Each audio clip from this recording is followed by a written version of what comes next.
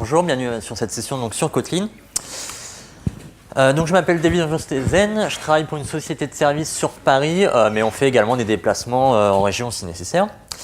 Et j'ai envie de vous parler surtout de la Google I.O. En fait, c'était le 17 mai 2017, c'est Stephanie Cumbertson qui finit son talk en fait par un one morphing, le même genre de one morphing utilisé par Steve Jobs pour annoncer l'iPhone, mais cette fois c'est pour annoncer quoi? C'est que c'est bon maintenant, c'est officiel, sur Kotlin, Google va le supporter officiellement sur la plateforme Android. Explosion de joie lors de la conférence qui se répand également sur les réseaux sociaux. Et après vous direz que je suis complètement biaisé, et c'est vrai. Ah, ça a coupé. Et là c'est le drame.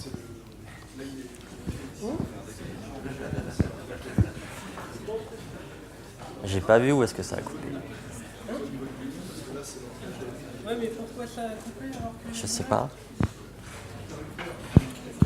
Vérifier, je peux débrancher, rebrancher s'il faut. Ouais, mais essaye. Alors. Ah, trop tard.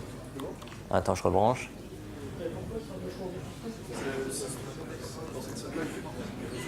Ah, il a pas fait de la matinée là.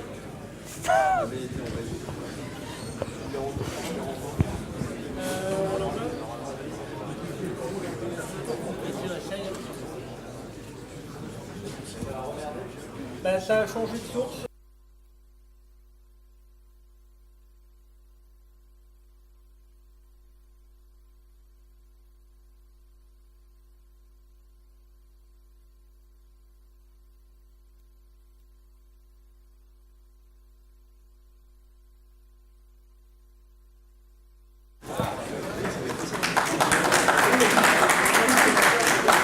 C'est bon?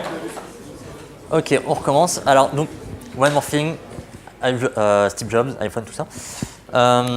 Du coup, explosion de joie lors de la conférence qui se répand sur les réseaux sociaux. Et vous allez me dire donc je suis complètement biaisé, mais c'est peut-être la seule chose que j'ai retenue de cette conférence Google, où on présente surtout des produits Google, c'est que finalement, on a surtout parlé d'un produit qui n'est pas de Google. Ok, alors pourquoi cette excitation autour de ce langage-là? Je vous propose de revenir dans les années 1990. À cette époque, c'est le C, c'est le langage entreprise, et il y a un nouvel arrivant sur le marché, c'est Java. C'est un langage cool parce qu'en fait, il est moins compliqué que C. La mémoire, c'est géré par un garbage collector, et en plus, niveau marketing, il paraît qu'on écrit le code une fois et ça marche partout. Mais ça, c'était avant, parce que finalement, aujourd'hui, maintenant, Java, c'est le langage entreprise, mais avec le grand E. Dès qu'on dit « Ah, mais je veux faire quelque chose avec Java », on dit « Mais pourquoi tu veux faire quelque chose de compliqué ?» Surtout qu'en fait, aujourd'hui, il y a beaucoup d'alternatives. On a Ruby, JavaScript, Scala, Groovy, et ils ont tous une approche différente. Ils veulent résoudre des problèmes différents, mais généralement, c'est aussi, ils ont quelque chose en commun, c'est vouloir faire beaucoup de fonctionnalités facilement, en écrivant moins de code, et que ce soit avec moins de bugs également. Ça, c'est Prague. Alors, pourquoi je vous parle de Prague? Parce que c'est là que le QG de JetBrains est. Alors, JetBrains, c'est quoi? C'est un éditeur de logiciels qui édite des logiciels. Alors, les plus connus, c'est IntelliJ, mais ils font également des plugins pour Visual Studio comme ReSharper. Ils font d'autres logiciels pour tout le langage, PHP Storm, PyCharm pour Python, WebStorm pour tout ce qui est web. Et tous leurs logiciels, en fait, la plupart ont en commun la plateforme qui est tout est fait en Java. Tous leurs logiciels, en fait, à part peut-être ReSharper, tout est basé sur Java. Et en fait, ils ont un petit peu le même problème, c'est que maintenant, avec Java, ils se retrouvent un peu coincés. Ils veulent faire plus de fonctionnalités plus vite, faire plus en plus de logiciels, et ils se retrouvent limités avec Java. Du coup, ils regardent des alternatives. Ils regardent Groovy, mais ce qui leur pose problème, c'est tout ce qui est langage un petit peu dynamique, et ils regardent aussi Scala, où là, apparemment, le problème, c'est le temps de compilation. Donc, ils font un choix, c'est un risque, mais ils décident de créer leur propre langage, donc Kotlin, avec comme objectif pouvoir être plus productif que Java. Donc ça, c'est bien, c'est du blabla, mais ce que je vous propose maintenant, c'est carrément regarder le code. Qu'est-ce que Kotlin? Ok, donc je vais passer, hop. Donc c'est bon. C'est gros, ok. Alors, on va enlever le petit caca. Alors moi, ce que j'aime bien avec Kotlin, finalement, c'est que pour faire quelque chose de simple, on peut aller assez rapidement. Par exemple, je vais décrire une variable. peux la typer, ok, et je vais dire, bon, coder en scène, par exemple. Derrière, je vais pouvoir l'afficher sur la sortie standard. Ce qui est bien déjà, c'est que je vais pouvoir également créer ce qu'on appelle une string interpolation, c'est-à-dire je peux créer une chaîne à partir des variables. Par exemple, je vais dire bonjour, hop, bonjour str. Du coup, si j'exécute le code, ça va m'afficher évidemment bonjour codeur en scène.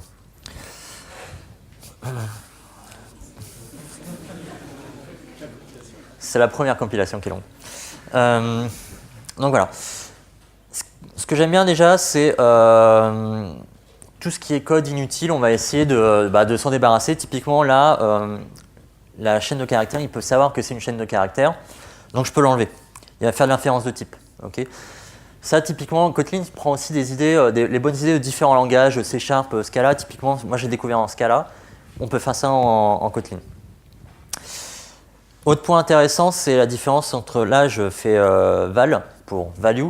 C'est pour dire en fait, je vais faire une constante, c'est-à-dire que je ne vais pas pouvoir changer la référence, c'est-à-dire de str. Si je fais par exemple str plus égale quelque chose, je vais avoir une erreur. Okay. Si je veux pouvoir changer, je vais juste faire val. Mais contrairement à Java, je ne vais pas être obligé de dire je vais mettre le petit type, le nom de la variable, je vais faire ça. Si je veux que ce soit une constante, il faut que je rajoute un mot-clé final. Là, c'est vraiment juste valvar, donc ça permet d'aller très très vite. Ok, donc ça j'enlève.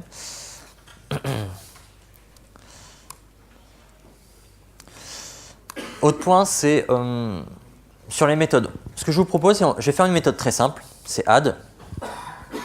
On va juste faire une addition qui va prendre deux paramètres. Donc un entier, hop, et un autre entier. Cette méthode va retourner donc la somme des deux, donc ça va retourner un entier. Pour l'instant, tout va bien. Okay. Là, je fais ma petite somme. Tac. Alors, autre point intéressant, déjà, c'est que je n'ai pas mis de point-virgule. Comme je disais, l'idée de Kotlin, c'est vraiment tout ce qu'on considère qui ne sert à rien, on l'enlève. Donc là, on ne met pas de point-virgule. Là, je fais une somme, mais je peux simplifier encore le code. Je pourrais très bien dire, finalement, ma fonction elle est vraiment très simple. Je peux juste écrire A plus B. OK. Donc déjà, pour les méthodes simples, je peux supprimer du code redondant. Donc je vais faire une somme, par exemple 1, 2, bon évidemment, tac, ça va faire 3. Pour l'instant, tout va bien. Le point intéressant avec Kotlin, c'est j'ai la notion de paramètre nommé, donc je sais que le premier paramètre c'est A, le deuxième paramètre c'est B, mais je peux aussi le dire explicitement, c'est-à-dire A, je veux que ce soit égal à 2, et B est égal à 3. Hop là, j'ai oublié le nom de la méthode.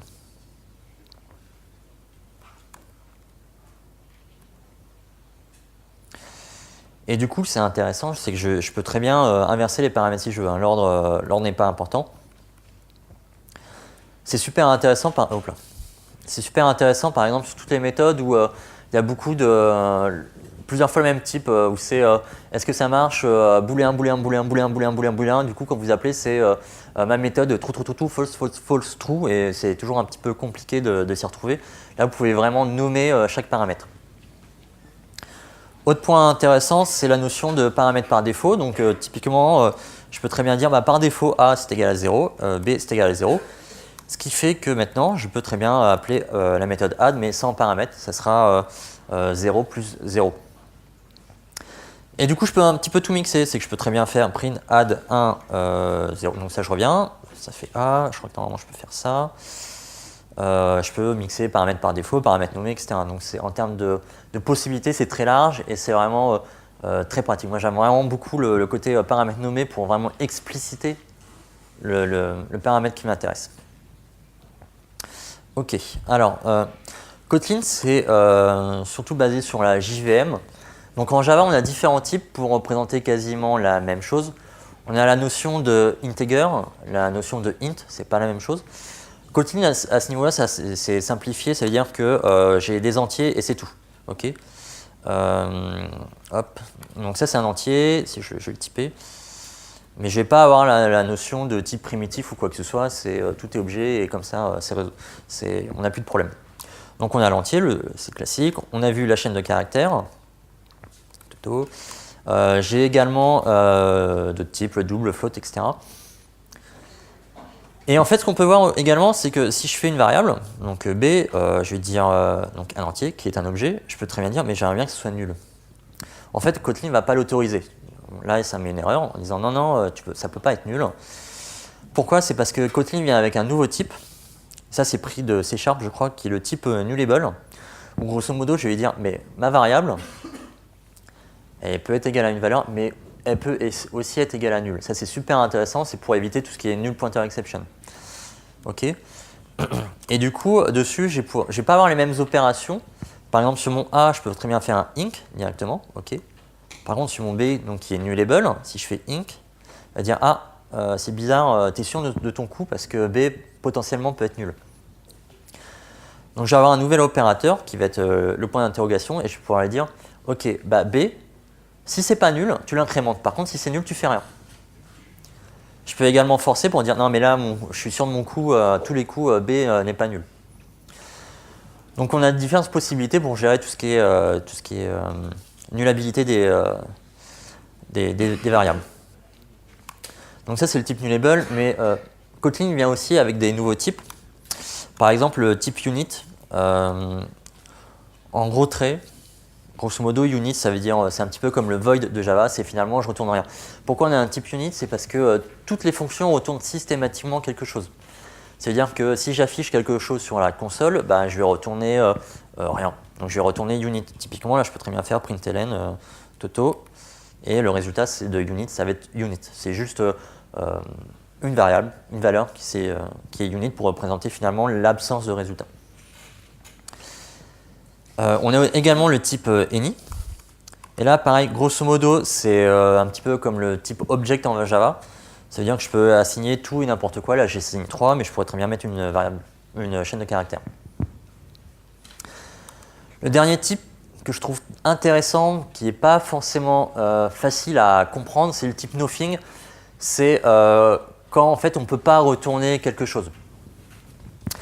C'est typiquement le cas des exceptions, c'est que finalement, quand je suis en train de lancer une exception, je ne retourne pas quelque chose, je suis en train de changer l'embranchement. Donc je peux très bien dire, bah voilà, je fais une variable C de type int, et finalement, je n'ai pas encore fait le développement, donc je vais pouvoir faire un to-do, enfin, je vais pouvoir lancer une exception, et ma méthode qui va lancer cette exception va être nothing, et le compilateur ne va jamais poser de problème. Okay. Il ne va jamais rien dire, je peux faire ce que je veux avec. Typiquement, là, si je relance le code, il va me lancer une exception, mais il ne va pas ne pas compiler.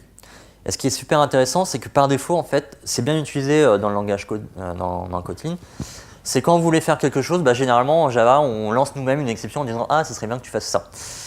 Par défaut, Kotlin vient avec une méthode qui s'appelle ToDo, justement, hop, et on va pouvoir dire bah, là, il manque un bout de code. Okay. Et ce qui est super intéressant aussi en Kotlin, là je diverge sur autre chose, mais c'est que là je fais une chaîne de caractères, mais on a aussi la notion de multiline string.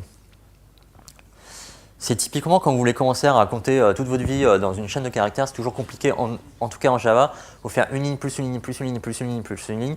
Là je peux carrément faire un seul bloc en disant please do the dev, c'est vraiment très important.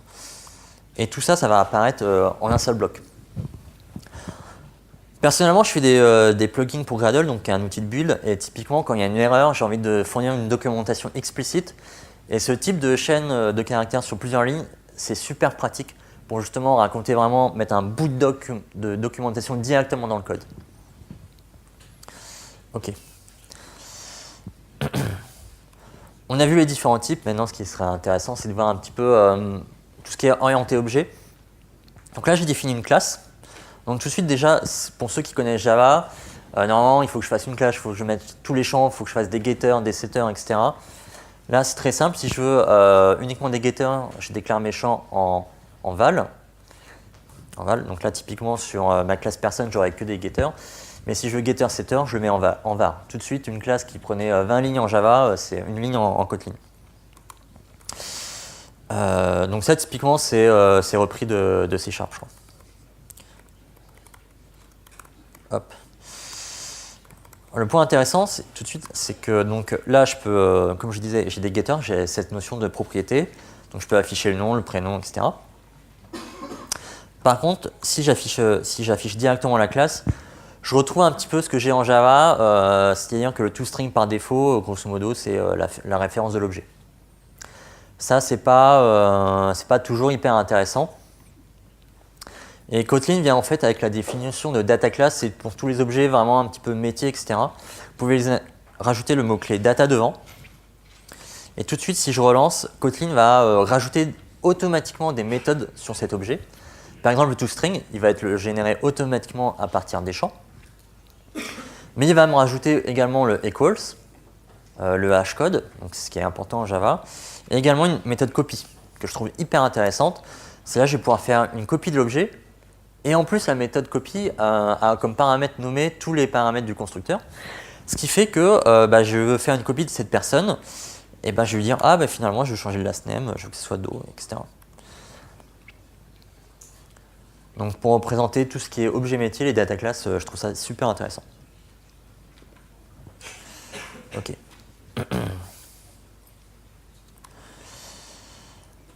On a des listes, évidemment, en Kotlin. Petite différence avec Java, c'est que par défaut, les listes sont immutables. C'est-à-dire que j'ai pas de méthode add. Je ne peux pas ajouter un objet comme ça dans ma liste. Si je veux ajouter un objet, en fait, il faut que je fasse une nouvelle liste qui contient en fait ma précédente liste plus un nouvel item. Ok, ça marche?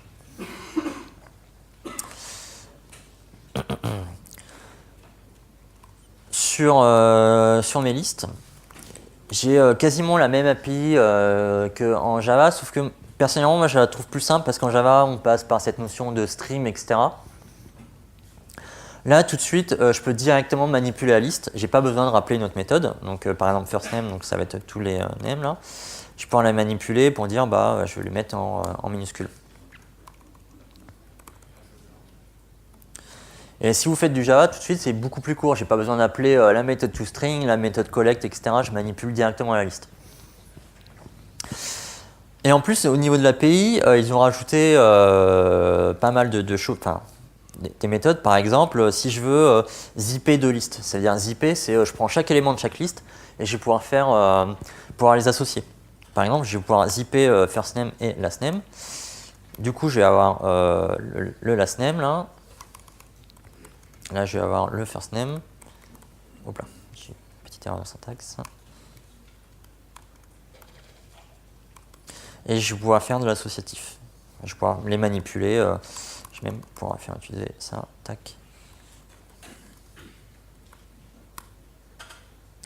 Et ça, c'est de facto dans le langage. Je n'ai pas besoin de rajouter des bibliothèques ou quoi que ce soit, mais ils ont vraiment rajouté des méthodes qui sont intéressantes. Donc, voilà, qu'est-ce que j'ai fait?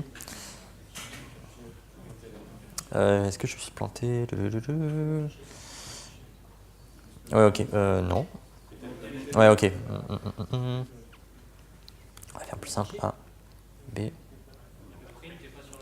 Et en plus, tout à fait, merci. Le stress, toute cette pression. Voilà, tout de suite, c'est plus logique. On a vu tout à l'heure, j'ai fait une manipulation de chaque item de la liste. C'est-à-dire que sur first name, j'ai fait .map. Donc j'avais mon nom et je le manipulais. Ok, tout lowercase. Déjà, point intéressant, c'est que j'ai pas mis de parenthèse. Parce que on peut, dans certains cas, ça peut être facultatif. Le dernier argument de chaque méthode, quand c'est une lambda, en Kotlin, on peut supprimer les parenthèses. Donc c'est pour ça que tout à l'heure, j'ai pas mis de parenthèse. Et autre point intéressant, c'est que là, j'ai nommé mon paramètre. Mais finalement, je sais que j'en ai qu'un. Et par défaut, quand il n'y en a qu'un, le paramètre, c'est IT. C'est-à-dire que j'aurais très bien pu écrire la même chose en tout lowercase. Donc encore, on voit que le code, je peux vraiment supprimer les choses que je trouve un petit peu facultatives. Donc.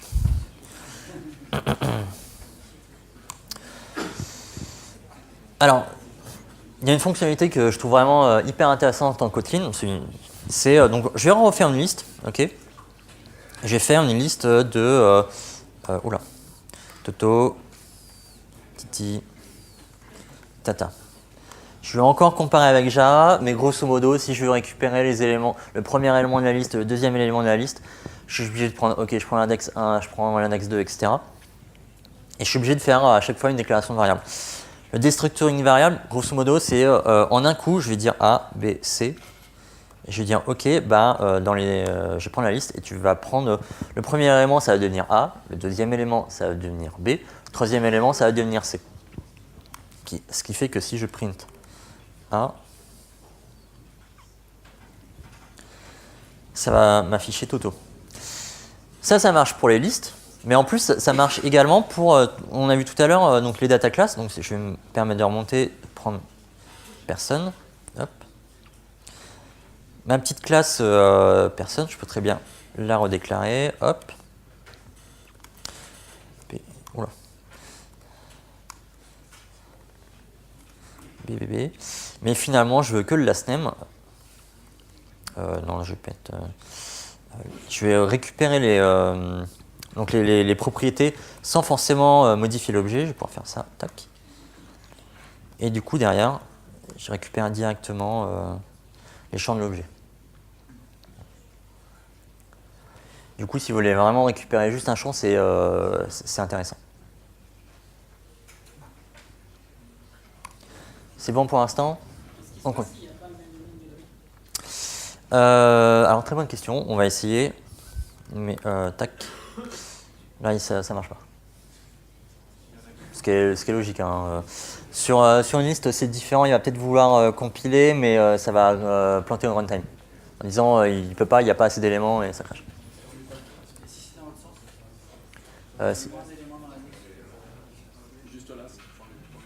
Là, oui, alors là, ça marche, pas de problème. Ça marche pas de problème. Ok, alors là, ça va être une notion qui, pour certains, peut faire peur parce que, moi, je sais que mes profs me disaient attention, il faut faire attention, cette fonctionnalité, c'est toujours un petit peu dangereux. C'est la surcharge d'opérateurs. Oui, on peut faire la surcharge d'opérateurs en Kotlin. On va le faire d'ailleurs. Là, on va prendre par exemple un vecteur. Si j'ai envie de faire un vecteur, donc je vais faire un vecteur, hop, tac, 1. Et si j'ai envie de rajouter le vecteur, hop, 0, 0, 0, 2. Là, je n'ai pas encore créé d'opérateur, mais je vais pouvoir typiquement le créer tout de suite. Toc. 7 plus. Other. Donc, je vais faire une somme avec un autre vecteur, évidemment. Et ça va me créer, du coup, un vecteur. Et là, je vais faire simple. Hop, voilà. Donc, ça va être x plus other.x et y plus other.y. Tac. Et tout de suite, j'ai pu facilement créer. Je vais pouvoir surcharger l'opérateur plus. Alors, Kotlin ne laisse pas la possibilité de surcharger tous les opérateurs. On peut faire plus, moins, moins. On peut faire l'opérateur get, c'est-à-dire crochet, mais pas beaucoup plus. L'idée, c'est de vous permettre d'avoir des fonctionnalités, mais pas non plus de pouvoir tout réécrire. Okay, on va sécuriser à ce niveau-là. Certains vont dire que oui, c'est pas assez puissant, ils ont sûrement raison, mais pour la majorité des cas, c'est amplement suffisant. On va arriver sur les méthodes d'extension. Ça, c'est encore quelque chose que je trouve vraiment super bien. Je ne comprends pas que ça soit pas en Java. Ça existe en C# depuis hyper longtemps. Je vais faire très simple. C'est par exemple sur une chaîne de caractères. Je vais faire hello. Et finalement, j'aimerais bien rajouter une sorte de méthode pluralize où je mets un nombre. Typiquement, si c'est le nombre est inférieur à 2, ça ne change pas la chaîne de caractères. Okay. Par contre, si c'est 3, j'aimerais bien que ça rajoute automatiquement un S. Pour dire, finalement, il y en a plusieurs. Oula, j'ai dû faire un mini parce qu'il m'a importé. Point plus là. Voilà, donc là, les méthodes n'existent pas. Hop. Et en Kotlin, c'est assez simple. Je vais dire, bon, sur le type string, je veux rajouter une méthode qui s'appelle pluralize, qui va prendre donc en argument un nombre, qui va retourner une string. Okay. Et maintenant, en fait, le vice, ça va être la chaîne de caractères. Donc, je vais pouvoir très bien. je vais pouvoir faire return if. Alors si le nombre est inférieur à 2, alors je retourne la chaîne de caractères directement. Par contre, si c'est inférieur à 2, oui. Autrement, je retourne this, mais je rajoute un s. Ok. Ce qui fait que maintenant, si j'exécute mon hello, là j'ai un s en plus. Oula, si je mets 1, si je réexécute, j'ai pas de s. Okay. Et ça, c'est super intéressant. C'est-à-dire que vous avez une API, elle vous correspond, mais finalement, vous aimeriez bien rajouter quelque chose. Avec une méthode d'extension, il n'y a pas de problème, vous pouvez très bien le faire. C'est très simple. Alors, méthode d'extension, c'est vraiment rajouter une méthode sur l'objet, c'est pas modifier l'objet. Vous n'allez pas pouvoir rajouter un champ, vous n'allez pas pouvoir tout de suite rajouter de la visibilité sur certains champs ou quoi que ce soit. C'est vraiment rajouter une méthode sur votre API. La portée, la fonction ajoutée est dans le bloc parent ou pas? Il faut faire un import et du coup, c'est au niveau du fichier. D'accord. Donc Okay. là, en dehors du bloc exécute, on pourrait également utiliser une multipluralité. Voilà. Tac. Mais du coup, il faut quand même importer. Si tu n'importes pas, il ne va pas le deviner, quoi que ce soit.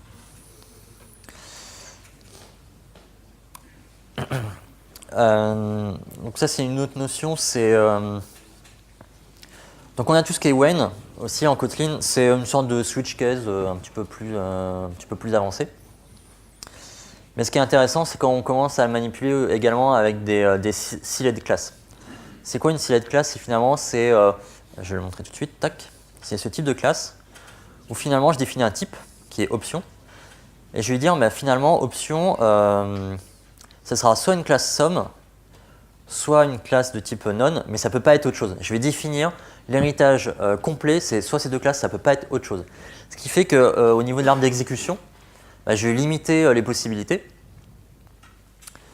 Et du coup, j'ai là tout de suite dans le when, typiquement j'ai un else, mais avec une sealed class, finalement je sais déjà que je peux avoir que deux possibilités. Donc je vais par exemple faire une option qui sera un somme de quelque chose. Hop, tac.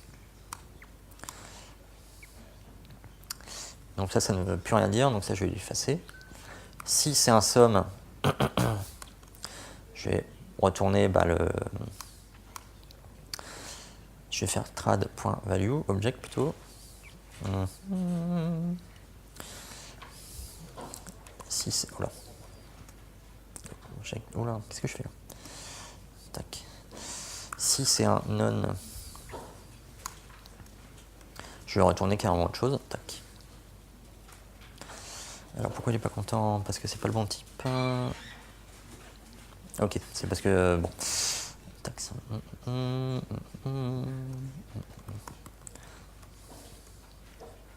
What? Voilà, c'est mieux. Et tout de suite, on voit que j'ai pas mis de else. Parce que je sais que l'héritage, c'est soit somme, soit non. Mais tout de suite, Kotlin fait finalement le else, t'en as pas besoin parce que je sais que c'est déjà limité. Et du coup, c'est super intéressant. Si vous faites par exemple le pattern visiteur en Java, là, vous pouvez tout de suite le remplacer par des sealed classes. Votre code va être un petit peu plus simple à comprendre. Dernier point, en tout cas sur la partie live coding, c'est la notion de delegate. On va déléguer en fait la création d'objets à quelque chose d'autre. Typiquement, là, j'ai fait un générateur du UID. Donc, je vais dire, mon UID, je veux que ça soit délégué à UID générateur. Okay. Ce qui fait qu'à chaque fois que je vais utiliser l'UID, il va déléguer la fonctionnalité à ma classe qui est juste au-dessus. Okay. Donc, il faut que j'enlève mon petit caca. Hop, je réexécute. Donc là, qu'est-ce que ça va faire? Ça va printer create new ID. Mais systématiquement, dès que je vais réutiliser, ça va appeler ce code-là. Donc c'est intéressant si vous voulez faire vraiment si vous voulez déléguer la complexité à autre chose. Si c'est pas clair, ce que je vous propose, c'est d'utiliser par exemple un delegate qui est déjà dans le langage, typiquement le lazy. C'est intéressant quand vous voulez faire par exemple tout ce qui est initiation tardive. Par exemple, mon UID, je peux très bien je vais reprendre le code. Hop. Qu'est-ce que j'ai fait? Oui, c'est une lambda. Donc là, quand il va créer l'objet, tant qu'il ne sera pas utilisé, il ne va rien faire. Et la première utilisation, il va exécuter ce code-là. Ce qui fait que là, je déclare mon UID, je peux très bien mettre un println Toto. Tac. Et le println create new ID, en fait, on va voir qu'il va être exécuté après uniquement la première utilisation, mais pas avant. Voilà, donc là, on a bien le Toto. Et après, il va créer tardivement. Et le lazy, en tout cas, va pas systématiquement créer une instance. Donc ça va être vraiment de l'initialisation tardive. Okay, c'est super intéressant dans certains contextes pour dire finalement, quand je lance mon application, mon service, je ne vais pas le créer au démarrage de l'application, je vais plutôt le créer lors de la première utilisation du service. Ok. Alors, on va finir sur un petit peu de slide. Donc le code, c'est bien. En Kotlin, on peut sans problème appeler du Java. Mais qu'en est-il de l'inverse? Alors ce que je vous propose, c'est de prendre quelques petits exemples. Donc en Kotlin, on a aussi la notion de object. C'est en fait un objet en Kotlin, ça va être vraiment un singleton. Vous allez pouvoir créer une instance qui sera unique dans votre scope. Si vous l'appelez directement depuis Java, ça sera justement représenté comme le pattern singleton, c'est-à-dire que vous allez pouvoir utiliser l'instance et appeler la méthode dessus. Okay, si ça ne correspond pas à votre utilisation, vous pouvez également configurer Kotlin, en tout cas cette classe-là, pour dire je ne veux pas que ce soit un singleton, je veux plutôt que ce soit des méthodes statiques. Du coup, le développeur Java, quand il va appeler votre code Kotlin, il va avoir cette fois-ci des méthodes statiques.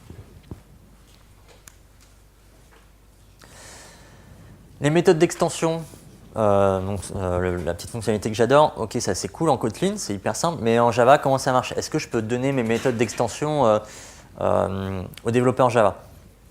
Comme ce n'est pas possible de rajouter des méthodes sur un objet, en fait, Kotlin va exposer ça sous forme de classe un petit peu utilitaire, toute notre classe utile en fait. Kotlin va faire un petit peu la même chose, c'est-à-dire que avant je pouvais appeler la méthode directement sur l'instance, et Kotlin va en fait me créer une méthode avec un seul paramètre qui est mon instance. Okay, typiquement là c'est ce qui est fait, c'est que le fichier où j'ai mes méthodes d'extension va créer en fait pour Java une méthode statique. Et je vais pouvoir simuler cette notion de méthode d'extension en Java en appelant une méthode statique.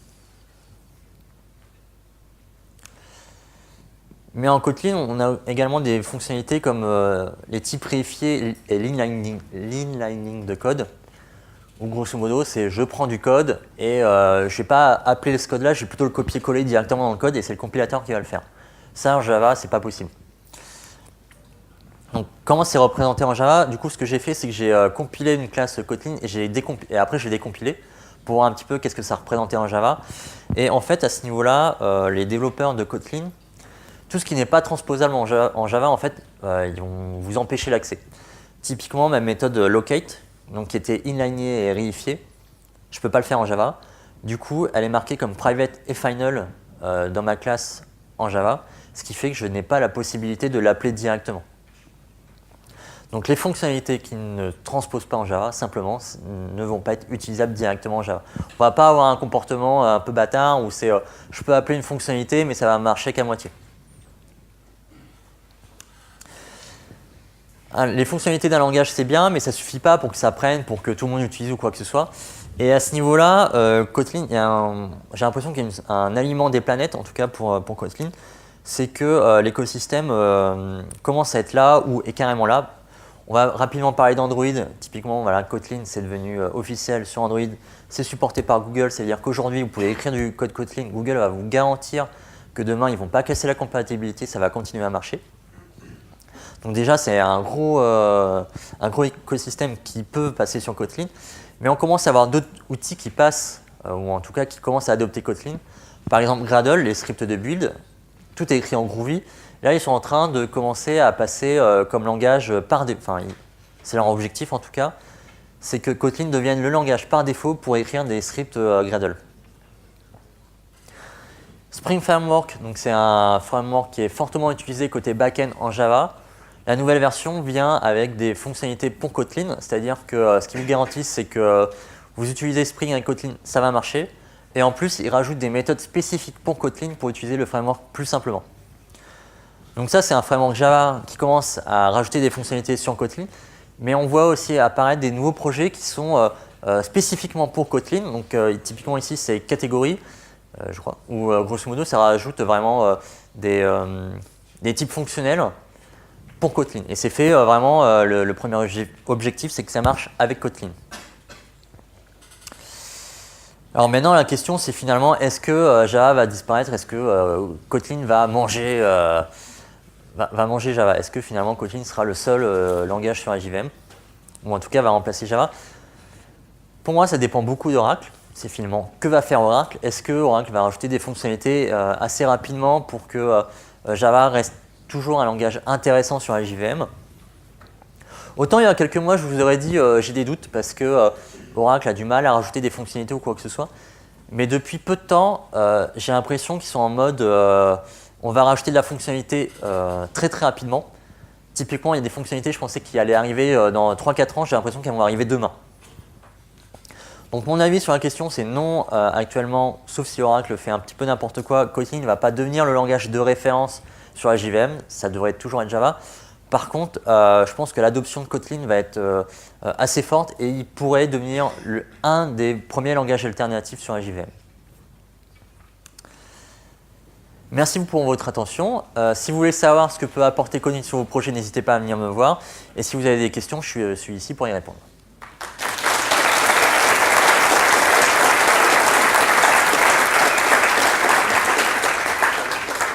Donc on a 10 minutes pour les questions. Je vois là-bas. 1, 2, 1, 2. Donc bonjour, je voulais savoir, l'utilisation de Kotlin avec tous ces raccourcis, tout ça, ça a l'air super cool, mais de l'autre, est-ce que le code est toujours facilement lisible comme en Java? Alors, déjà, il y a facilement lisible en Java. Ouais, c'est un bien grand mot, du coup c'est ultra verbeux, mais c'est pas plein de simplifications partout qui sont bien pratiques. Là, par contre, c'est carrément un changement de syntaxe, tout ça. Est-ce que les développeurs s'y font facilement? Alors, mon avis il est biaisé parce que je suis du Kotlin. Je trouve ça très simple de passer de Java à Kotlin. Après, certains vont dire c'est un petit peu compliqué. Pour moi, la seule complexité, c'est on inverse le type et la déclaration de variable, et après c'est bon, c'est parti. Mais tu poses la question à quelqu'un d'autre, il ne sera pas d'accord.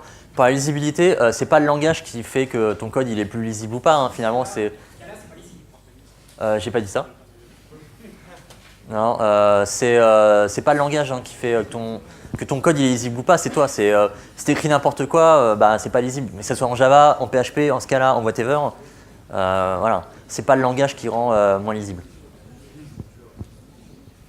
Bonjour. J'ai cru voir, je me suis peut-être trompé, mais quand le programme plante, c'est la stack trace Java qu'on voit derrière. Ouais. Et je voulais savoir s'il y avait moyen de voir une vraie stack trace Kotlin, parce que c'est un peu difficile du coup de s'y retrouver, j'ai l'impression, quand c'est en erreur. Non, mais c'est la stack par défaut, parce que tu tournes toujours sur la JVM. Donc ça balance une exception et ça va être traité comme ça par la JVM. La stack trace, ça va pas changer entre Kotlin ou Java, quoi.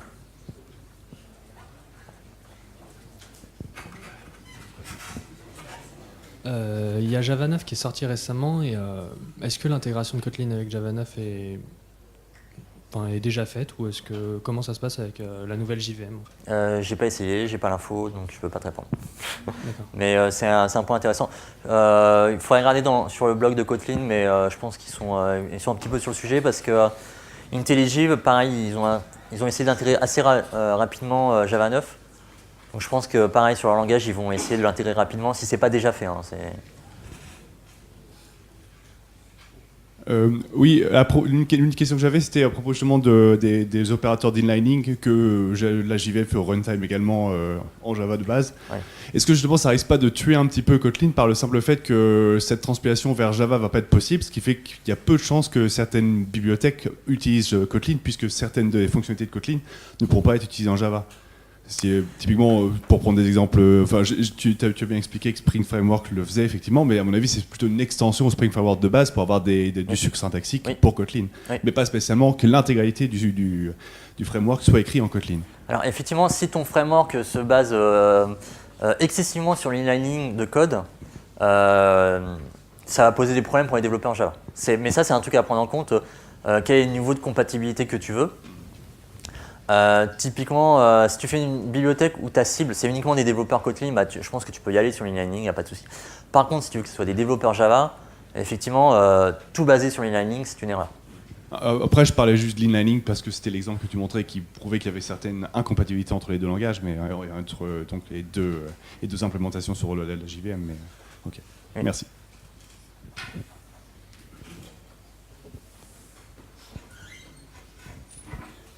Merci. Donc, en fait, un des intérêts principaux de Kotlin, j'ai l'impression que c'est la null safe.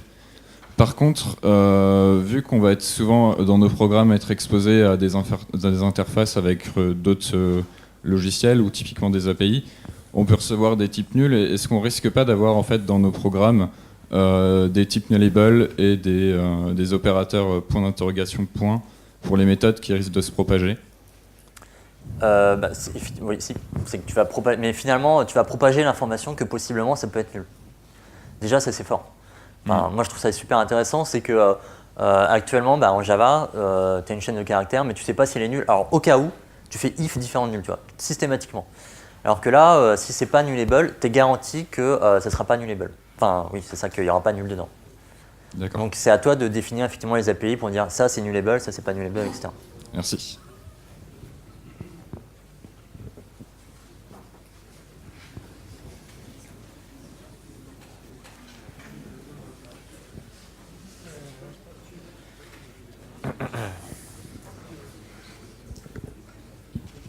Bonjour. Vous avez dit au début que IntelliJ avait développé Kotlin principalement parce que Scala mettait du temps à compiler. Mais c'est un clone de Scala, Kotlin. Alors, en fait, je pense qu'il y a un des points où Kotlin va compiler un petit peu plus vite que Scala. C'est par exemple l'inférence de type, c'est juste un seul niveau. Tu vois, c'est-à-dire que tu appelles une méthode, et il va trouver le type. Par contre, Scala, tu peux aller vachement plus loin. Tu peux appeler différentes méthodes sous-jacentes et le compilateur va faire l'inférence de type sur tout, ce qui est hyper compliqué. Du coup, c'est plus long à faire. Du coup, fatalement, c'est un peu plus long à compiler. D'accord. Mais oui, clairement, si tu as déjà fait du Scala, il y a des choses, tu vas te dire, mais c'est la même chose. Attends, tu as raison. Okay. Mais il y a des choses que tu vas pas retrouver en Kotlin, mais qui sont en Scala pour différentes raisons, quoi. Et j'avais une deuxième question. Est-ce qu'il y a des types implicites en Kotlin ? Type implicite. C'est non. compliqué, Non, il n'y a pas de. Non. Ok.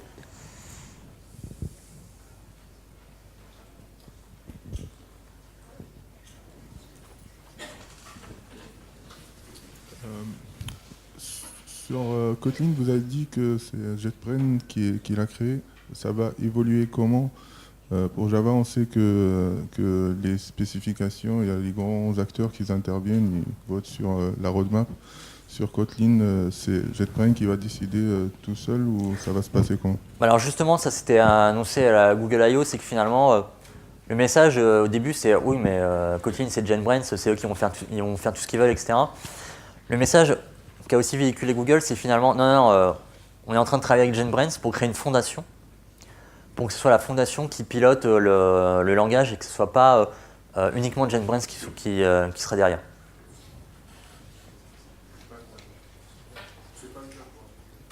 Ils sont en train de la faire. Question ? Ah, il y a une question là-bas. Ouais.